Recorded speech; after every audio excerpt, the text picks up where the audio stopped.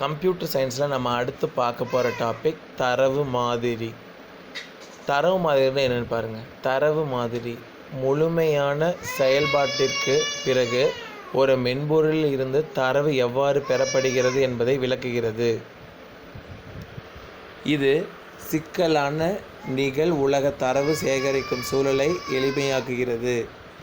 தரவு மாதிரியின் முக்கிய நோக்கம் இறுதி மென்பொருள் அதன் முழுமையான உருவாக்கத்திற்கு பிறகு எவ்வாறு இருக்கும் என்பதற்கான மாதிரியை தருகிறது. இந்த தரவு மாதிரியோட பேராகிராஃப்க்கு இந்த மீனிங் பாருங்கள். தரவு மாதிரி அப்படின்னா முழுமையான செயல்பாட்டிற்கு அப்புறம் ஒரு மென்பொருளில் இருந்து தரவு எப்படி பெறுது அப்படிங்கிறத விளக்கிறது தான் தரவு மாதிரி.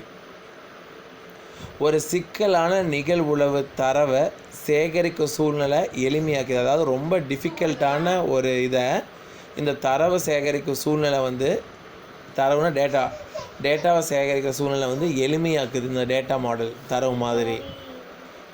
தரவு மாதிரியின் முக்கிய நோக்கம், இதோட முக்கிய நோக்கம் என்ன அப்படின்னா, இறுதி மென்பொருள் அதன் முழுமையான உருவாக்கத்திற்கு பிறகு, அதோட முழுசான உருவாக்கத்திற்கு அப்புறம் எவ்வாறு இருக்கும் அப்படிங்கிறத ஒரு மாதிரி தருது. இதோட வகைகள் பாருங்கள். மொத்தம் 5 வகை.